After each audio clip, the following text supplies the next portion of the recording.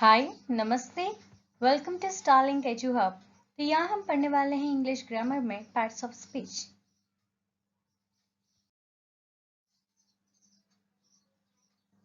Parts of speech क्या होता है? स्पीच मतलब हम जो बोलते हैं, लेकिन जो हम बोलते हैं उसे कैसे सेंटेंस फ्रेम करना है, कब फ्रेम करना है, उसके बारे में हम पढ़ने वाले हैं। पार्ट्स ऑफ स्पीच एग्जैक्टली क्या होता है? Words which are divided into different kinds of classes. ठीक है, so there are 8 parts of speech in the English language और वो है noun, pronoun, verb, adjective, adverb, preposition, conjunction and interjection. The parts of speech indicates how the word function in meaning as well as grammatically within the sentence. तो वो हमें एक sentence का meaning भी define कर देगा और ग्रामेटिकली एक सेंस क्रिएट करेगा कि एग्जैक्टली वो सेंटेंस क्या समझाना चाहता है। यहाँ हम पढ़ने वाले हैं नाउन। नाउन क्या होता है? नाउन कोई भी नेम होगा, पर्सन, प्लेस, थिंग या आइडिया को, तो हम उसे बोलेंगे नाउन। नाउन यूजुअली आपको देखने को मिलेगा द, ए और एन के साथ इस्तेमाल होता है, बट हमेशा नहीं। Like the Ram, the Sita, ऐसे प्रॉपर नाउन के आगे आपको द या कोई ऐसे आर्टिकल्स आपको देखने को नहीं मिलते हैं यूजुअली। नेक्स्ट आप देखिए, proper noun always start with a capital letter, यानी कि अगर राम इनका कोई सेंटेंस हम फ्रेम करते हैं तो सेंटेंस के स्टार्टिंग में हो, मिडल में हो या एंड में हो, वो स्टार्टिंग लेटर हमेशा क्या रहेगा? Capital. Position doesn't matter. Next, noun can be singular और प्लूरल, या फिर आपको देखने को मिलेगा कॉन्क्रीट या एब्स्ट्रैक्ट भी हो सकते हैं। अगर नाउन को थोड़ा पॉजिटिव बनाना है तो आपको क्या ऐड करना है? सिर्फ एपोस्ट्रोफी एस, यानी कि अगर मैं लिखती हूँ राम्स बुक, ठीक है, तो मुझे क्या डालना है? Apostrophe S, Ram's book. तो ये क्या बता देगा? ये क्या है? पोजेशन, यानी कि ये राम का बुक है, ठीक है। पोजेशन दे देता है, अथॉरिटी दे देता है। अथॉरिटी देना है तो आपको क्या बताना है? Apostrophe s. Noun can function different rules with in a sentence, ठीक है। फॉर एग्जाम्पल, अ कॉम्प्लीमेंट और object of a preposition. Example दिया है मैंने, the young girl brought me a very long letter from the teacher and then she quickly disappeared. तो यहाँ आपको क्या देखने को मिलेगा? जो गर्ल है कॉमन नाउन है, टीचर है कॉमन नाउन है, लेटर जो है ऑब्जेक्ट है। नेक्स्ट आप देखिए, Akbar was a great king, तो अकबर क्या है? आपका एक प्रॉपर नाउन है, किंग क्या है? आपका एक कॉमन नाउन है। वैसे हम ये इसको और डिटेल्स में पढ़ेंगे एज इन नाउन चैप्टर, एक एक चैप्टर करके ही हम ये parts of speech cover up करने वाले हैं।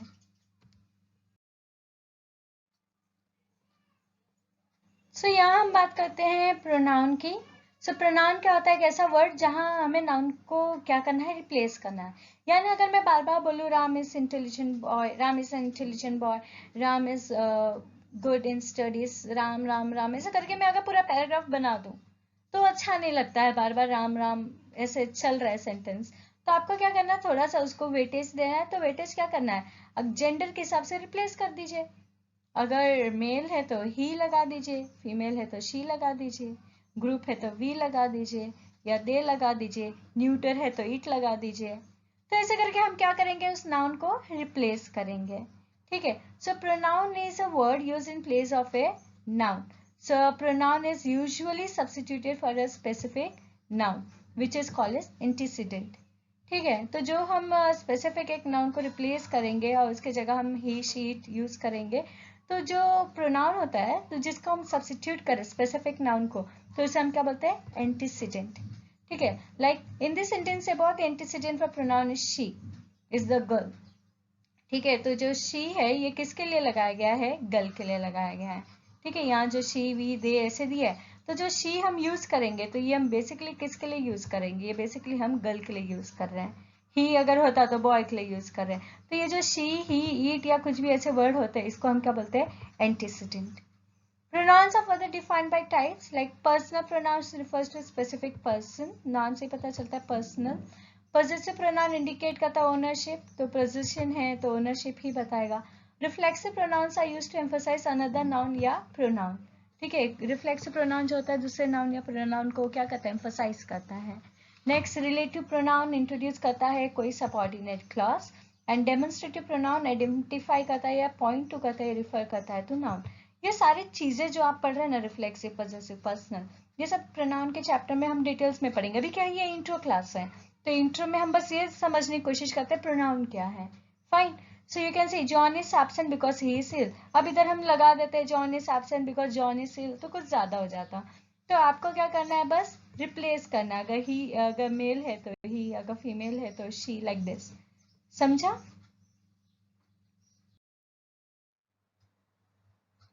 सो यहाँ हम पढ़ने वाले हैं वर्ब। तो वर्ब क्या होता है? वर्ब एक एक्शन होता है जिसे एक्सप्रेस किया जाता है, like jump, right, is, become, ये सारे वर्ड्स क्या है? वर्ब। वर्ब एक सेंटेंस में एक एक्शन को क्या करता है? एक्सप्रेस करता है। So there is a main verb and sometimes one or more helping verb, like she can sing. तो सिंग आपको पता है ये क्या है? Main verb. लेकिन जो कैन है, सिंग को सपोर्ट कर रहा है, उसे हम क्या कहते हैं? Helping verb. ठीक है। So you can see here, can जो सिंग के साथ लगा है, कैन को क्या बोलेंगे? Helping verb. और सिंग क्या है आपका? Main verb. So a verb must agree with its subjects in number, both are singular or both are plural. So verbs also take different forms to express tense. Like you can see the girl wrote a letter to her cousin. तो आप देख सकते हो ये tense के हिसाब से भी अगर आपको डिफरेंट फॉर्म में एक्सप्रेस करना है तो वर्ब का बहुत बड़ा रोल होता है। Kolkata is a big city, तो यहाँ ईस और यहाँ रोड, ये दोनों क्या है? वर्ब। लेकिन जो रोड है ये क्या हो जाता है? Main verb. ईस क्या हो गया है आपका? Helping verb.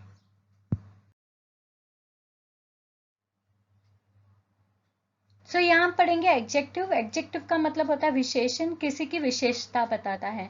तो जो भी आपको देखने को मिलेगा, लाइक प्रिटी, ओल्ड, या कोई कलर आपको मिल रहा है ब्लू, रेड, या कोई नंबर मिल रहा है 20, 30 बॉयज, तो ये सारे क्या होते हैं? एडजेक्टिव होते हैं।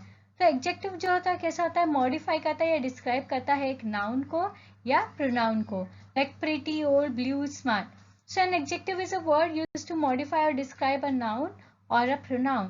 So it usually answers the question of which one, what kind or how many. Like articles a and the are usually classified as adjectives. ठीक है। So you can see he is a brave boy.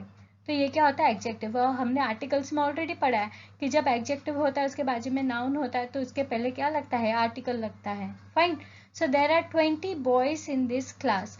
So you can see 20, तो 20 जितने भी आपको number देखने को मिलेंगे ये भी क्या होते हैं? Adjective. So let us talk about adverb. Adverb क्या करता है? वर्ब को और भी ज्यादा मॉडिफाई करता है।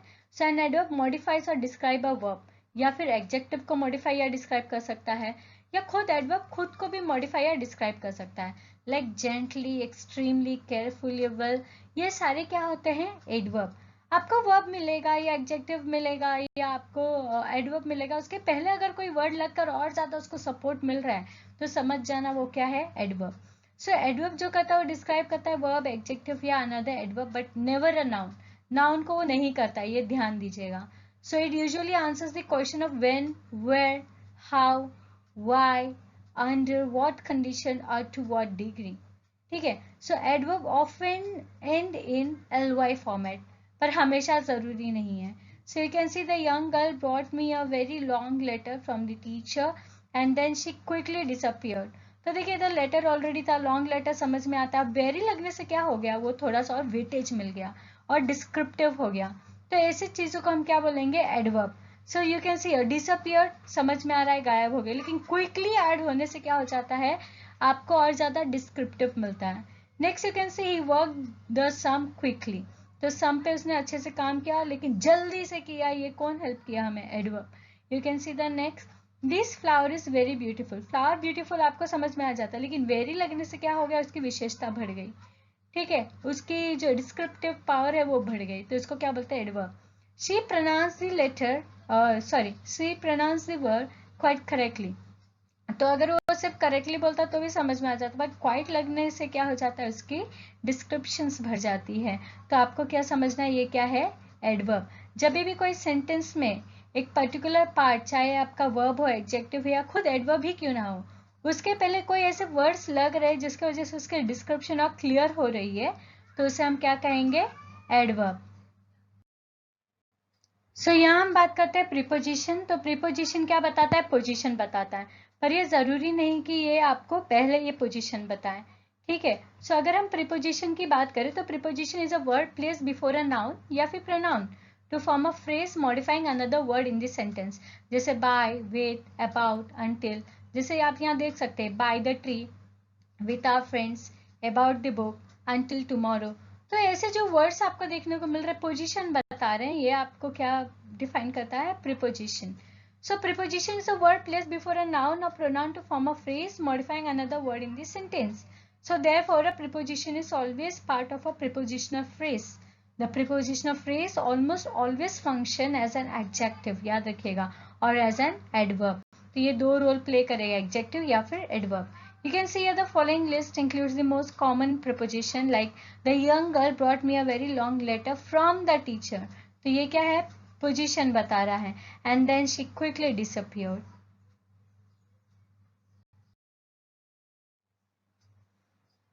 कंजंक्शन की बात करते हैं, जब भी कोई ऐसा वर्ड जो या फ्रेज या क्लॉज जो एक सेंटेंस को कंप्लीट करता है, ज्वाइन करता है, उसे हम क्या कहेंगे, कंजंक्शन. फाइन, जैसे एंड, बट और व्हाइल, बिकॉज. तो ऐसे करके आपके एक सेंटेंस में अगर ऐसे वर्ड मिल रहे हैं तो वो दो सेंटेंस को या दो वर्ड को, जैसे राम एंड श्याम, तो एंड जो है कंजंक्शन लग गया. या एक पर्टिकुलर सेंटेंस है, उससे दूसरा सेंटेंस ज्वाइंट होता है तो भी उसे हम क्या कहेंगे, conjunction. So conjunction joins words, phrases or clauses and indicates the relationship between the elements joined. So coordinating conjunction connect grammatically equal elements and but, or, nor, for, so, yet. ये जितने भी words होता है इसे आप क्या कहेंगे, conjunction. Subordinating conjunction connect करता है clauses that are not equal, because, although, while, since. तो हम वैसे तो ये चीज़ों को हम कंजंक्शन चैप्टर में ही डिटेल में पढ़ेंगे, अभी के लिए बस ये समझ लीजिएगा कि कोऑर्डिनेटिंग कंजंक्शन क्या होता है, एंड, बट, नॉर. और सबऑर्डिनेटिंग क्या होता है, जो क्लॉसेस को कनेक्ट करता है पर इक्वल नहीं रहते हैं, because, although, while, since, like this.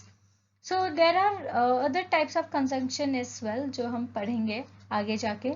So you can see the example, the young girl brought me a very long letter from the teacher and. तो एंड क्या हो गया यहाँ, conjunction. Rama and Hari are cousins, तो and क्या हो गया, conjunction. I ran fast but missed the train, तो but क्या हो गया, conjunction. Interjection की अगर हम बात करें तो an interjection is a word used to express emotion, जैसे कि हो, wow, oops. So an interjection is a word used to express emotion. It is often followed by an exclamation point. तो आप देख सकते हो ऐसे इंटरजेक्शन को इजीली आप आइडेंटिफाई कर सकते हैं एक्सक्लेमेटरी मार्क से, ठीक है. ये इमोशंस बताता है.